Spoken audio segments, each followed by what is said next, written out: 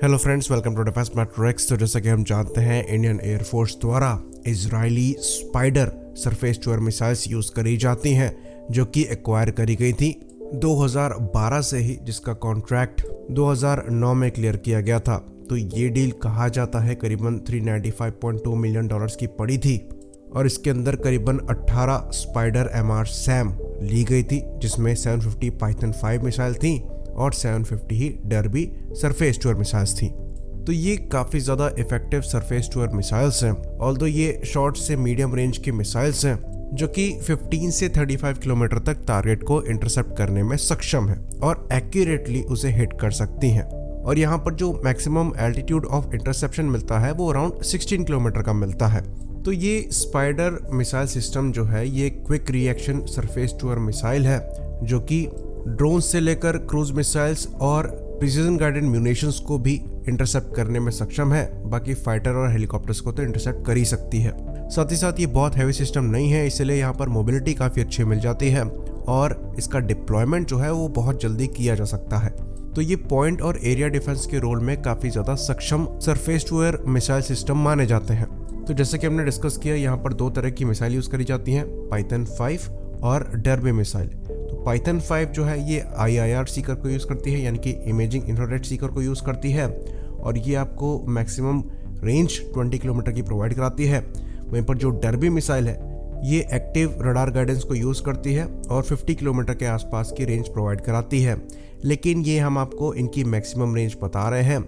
Surface to air mode में ये range missiles की कम हो जाती हैं, और आपको जो डर्बी मिसाइल है ये 35 किलोमीटर के आसपास की इंटरसेप्शन रेंज प्रोवाइड कराती है।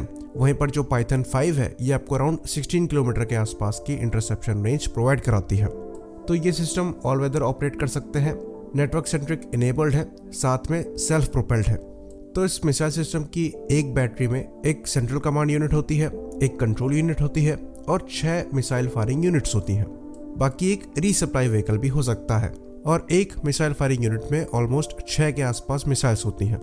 तो स्पाइडर सिस्टम की एक बैटरी में अराउंड 36 मिसाइल्स होती हैं।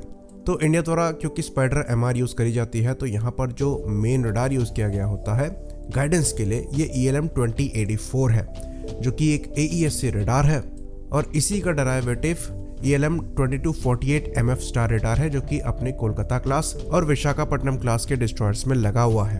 तो ये काफ़ी इफेक्टिव रडार है, S बैंड की फ्रीक्वेंसी में काम करता है, करीबन 1200 टारगेट को एक बार में प्रोसेस कर सकता है, साथ में 250 किलोमीटर की रेंज देता है और 120 डिग्री एजिमथ में कवर करता है स्टैटिक मोड में। बाकी ये रोटेट कर सकता है 360 डिग्री।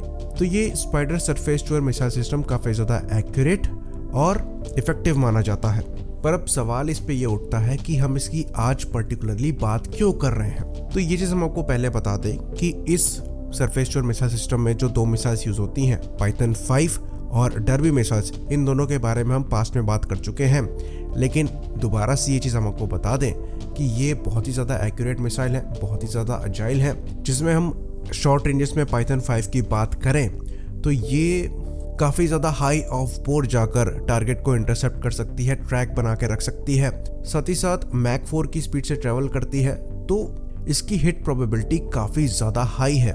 साथ में यहाँ पर आपको लॉक ऑन बिफोर और आफ्टर लॉन्च की कैपेबिलिटी मिल जाती है। वहीं पर जो डर्बी मिसाइल है, ये एक्टिव रडार होमिंग सीकर को यूज़ करती है और 35 किलोमीटर की रेंज में टारगेट को अपने एक्टिव रडार होमिंग सीकर को यूज़ करते हुए ट्रैक कर सकती है, जो कि जैम प्रूफ है, और ये भी मैक 4 की स्पीड में ट्रेवल करने में सक्षम है।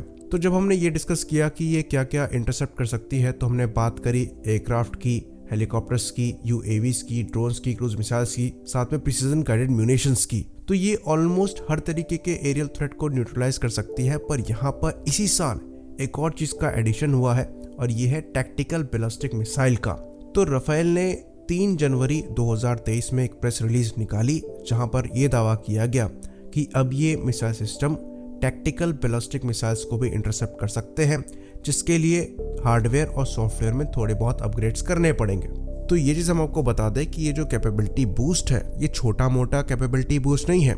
टैक्टिकल बैलिस्टिक मिसाइल्स एक्चुअली काफ़ी बड़ा खतरा बन चुकी हैं, जिनको हम प्रीवियस वीडियोस में डिस्कस करते आए हैं।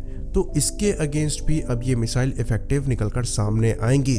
रेडार्स यहाँ पर पावरफुल थे ही, जो अपग्रेड्स किए गए हैं वो इसके मिसाइल सिस्टम्स में किए गए हैं। तो चीज़ों को क्लियरली मेंशन नहीं किया गया है, पर ऐसा लगता है कि जो डर्बी मिसाइल है इसके सीकर में बदलाव हो सकते हैं और कुछ सॉफ्टवेयर अपग्रेड्स हो सकते हैं। तो ये एक ऐसा अपग्रेड है जो कि फ्यूचर में ऑप्ट किया जा सकता है और हमें करना भी चाहिए। आई होप इन्फॉर्मेशन यहाँ पर क्लियर हो। इसी बात पर हम इस वीडियो को खत्म करेंगे। लाइक करिए, सब्सक्राइब करिए। जय